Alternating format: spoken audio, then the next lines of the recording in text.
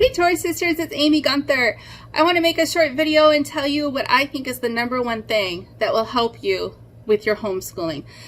This is for those of you who are mostly new to homeschooling, or if you're struggling with homeschooling and finding it unbearable.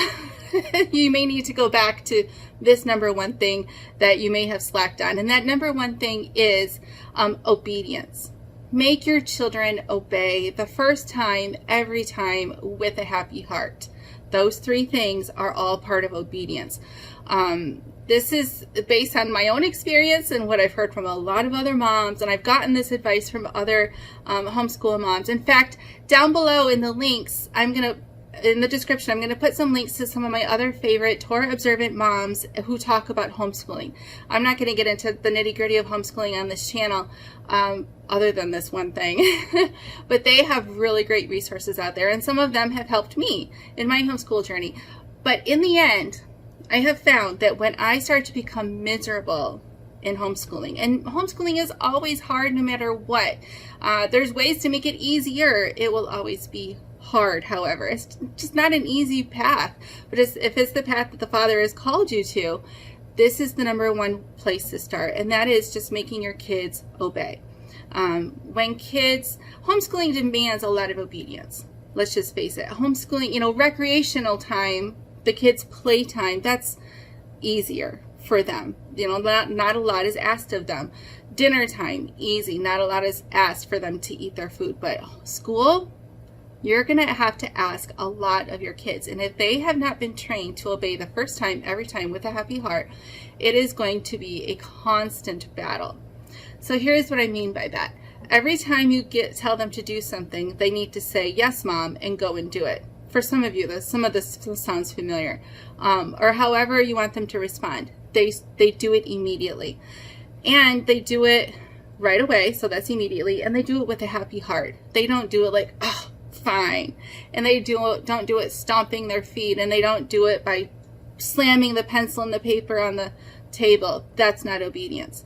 And sometimes I have to tell my kids, even if you're angry on the inside, you better show me happy on the outside. Because ultimately you can't change their hearts, but maybe you need to spend some counseling time with them, showing them scripture and helping them pray and overcome their sinful hearts. But at least in that moment, they better fake it on the outside, because you got to get this done right now with a happy heart. Because what they're trying to do with their dirty looks and their sighing, they're trying to make you as miserable as they feel you are making them miserable. And they don't get to do that. That's not their place. And so a lot of this comes from, you have to teach your kids their place within the family unit. I believe that the family should revolve around the dad and the dad's needs, because he bears the biggest responsibility, I think, and bringing home the turkey bacon, so to speak. And then the rest of the needs revolve around the mom and her needs. And again, this, it's a flux and flow of working together. And some people have special needs children, and so sometimes the family does revolve around the needs of that child. And that's okay, because if you're meeting the special needs and accommodating that special needs child's needs, then you're helping mom. So teach the children early that the world does not revolve around them. And by doing so, you're preparing them for life. And that's what homeschooling is, right? We want to prepare them to love the Father, to be a disciple of Yeshua, and to be able to do work someday. Whether that's taking care of the family or working outside the home.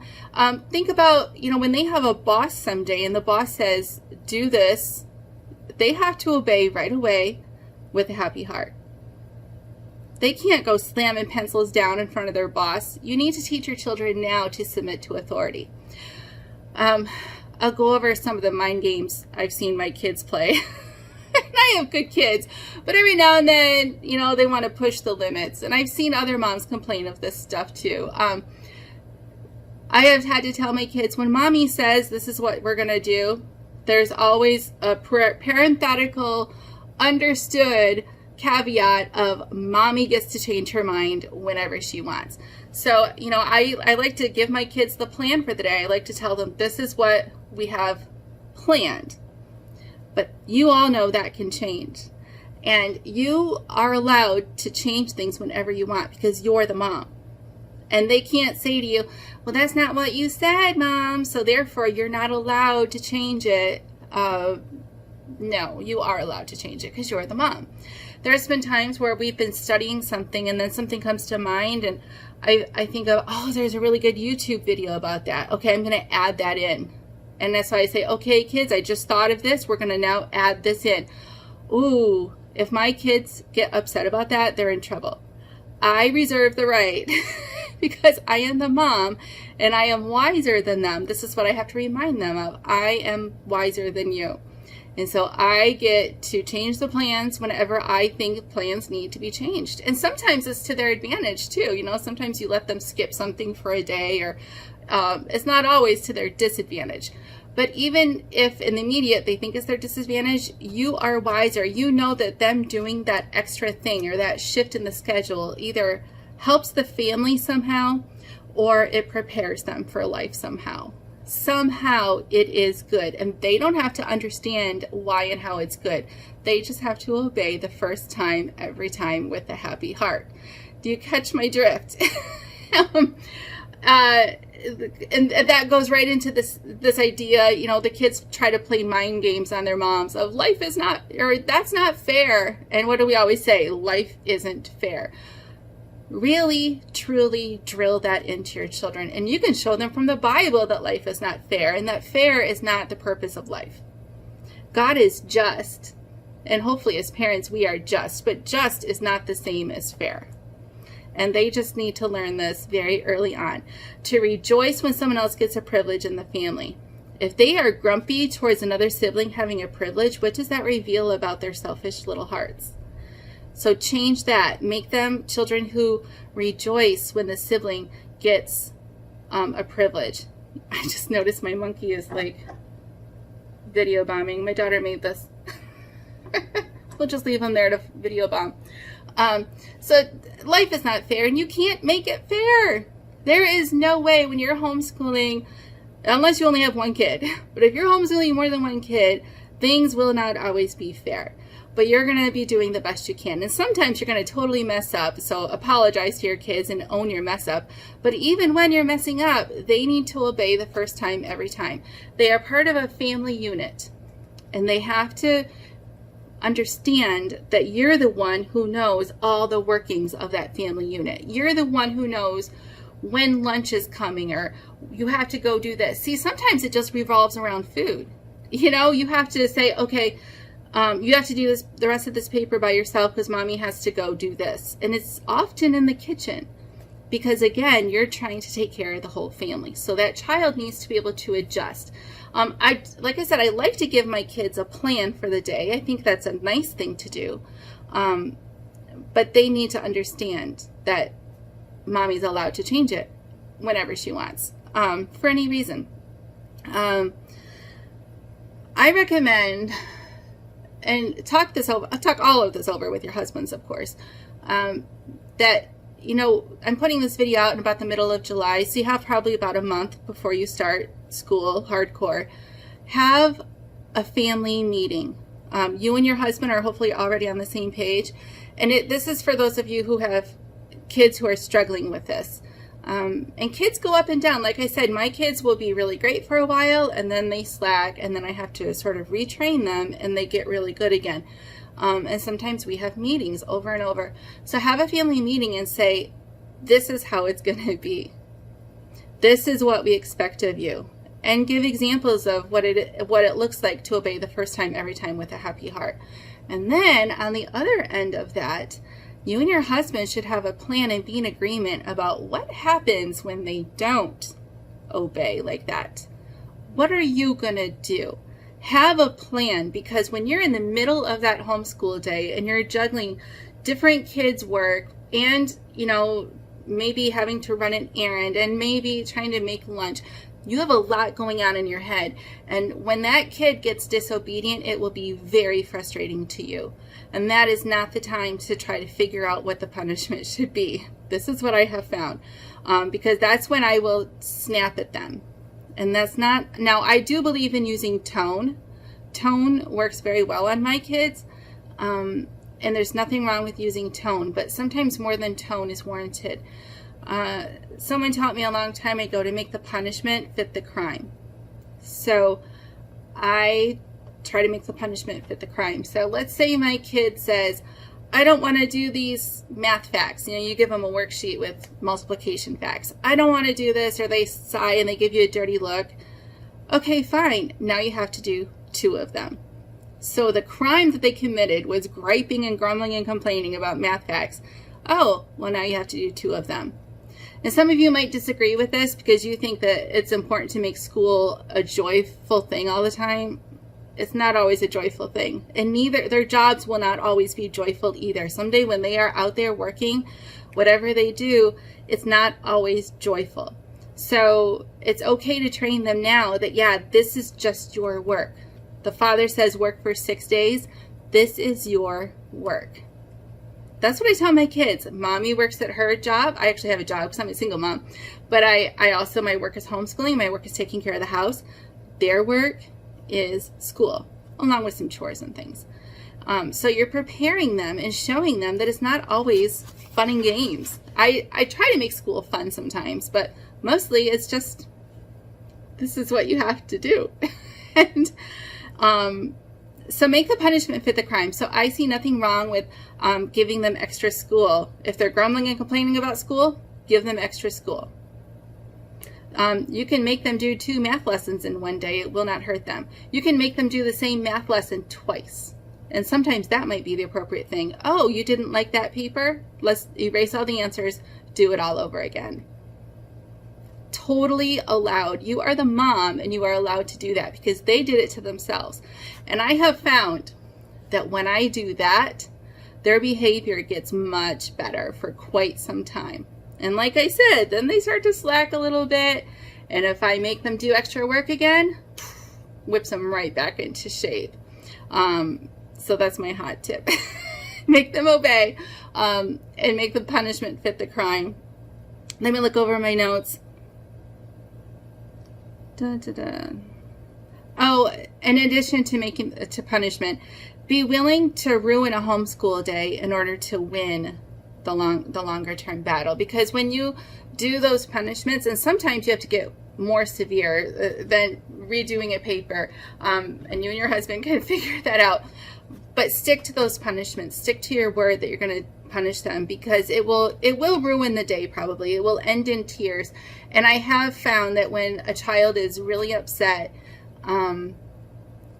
they cannot perform in school. And in school, I don't demand perfection from my kids. I demand really good effort. They don't have to get straight A's, but they have to work and try really, really hard. And sometimes, and this is another thing, when they're struggling with something and it'll take longer. If they really are doing poorly on a math lesson, they will have to do it over again, not as a punishment, but to make sure they learn. And so again, it's going to stink for them, but they just have to obey and trust that you're wise and that it's the right thing to do. And of course, you can show them scripture all over about this, and you should. But when that happens, so when they're on a day that they're being punished, there might be crying, there will be a lot of drama, you might be crying, the day might be ruined. So be it. Let the day be ruined so that the next many, many days are good. I mean, this has happened in my own family. A child cried because I punished, and I didn't make him finish his lessons that day. The day was just gone. He could not recover enough to be able to put forth good effort. It would have been a waste of the day anyway. If I made him do the rest of his papers or whatever it is that we do, he would not have learned, he would not have taken any of it in because he was so upset. So I called it quits for him on that day. But he also didn't get any privileges. It's not like he gets to go and play Legos, because no, he had to just sit in his room and pray and think about what he had done until the other kids were done with their school. So the day was ruined for him. And that's frustrating. You hate to lose days. You're going to probably make a schedule and want very much to stick to it. Good luck. It just won't always happen. But this is a very good reason to let your schedule be ruined, because you're character training your child. And then the next many, many days until, again, he decides until he forgot, because this is the thing, right? They forget. But for the next many, many days, he will be much better behaved because you let one day be ruined. And maybe you choose not to do it like that. Maybe you say you have to stay in your room until, I've done this too, you have to stay in your room until you get that paper done. You can't skip that. So you have to gauge what situation is what. But don't hold yourself to such a high standard of every day has to be perfect and stay on schedule that you let the character training slide. Because for a lot of us, that's the number one reason we do homeschool, is to make sure that we have the most opportunity we can to shape them into godly children. And so you have to keep that your number one. And you know, I'm a big believer in doing what we can to keep our homes peaceful. And I am just telling you, ladies, making your children obey is the number one reason, number one way to keep your houses peaceful. You and your husband are grown-ups. You kind of know how to behave. Children have to be taught how to behave. And when children grumble and complain and argue with you and talk back to you and give you dirty looks and fight with each other and have selfish attitudes, every day is a battle. Every day is a struggle, and you are going to be worn out. You will just hate homeschooling. So again, start the family meeting right away and say, we're going to start practicing first time obedience right now. And you don't even have to tell them it's so that homeschooling is easier later on. But you can tell your kids that. You can say, you know, there's a big change coming up in our family and it's going to be different. And this is something we have to fix now. Because this doesn't just apply to homeschool hours, right? You're going to demand this first time obedience all day long, all the time. And then your life will be more peaceful. Like I said, homeschooling is never easy. But you can make it easier. I know that you can do it. And your homeschool is going to be your homeschool. It won't look like my homeschool. It will be unique to you and your family's needs. And you can do it. You can do it. Find some other mamas who homeschool, join groups. There's groups on Facebook for Messianic or Torah observant homeschoolers. Look up Heidi Cooper from Torah Family Living. She has a nice group where they talk a lot about parenting and homeschooling. Yeah, follow all the links below because those ladies, man, they're not perfect at this stuff. They would not want me to tell you, but I think that they're pretty awesome. And you can do it, ladies, and I'm rooting for you. Your husband's rooting for you too. He is on your side. So have that meeting with him, have your family meeting, and then start being very deliberate now before you add in homeschooling. So that's all. Bye.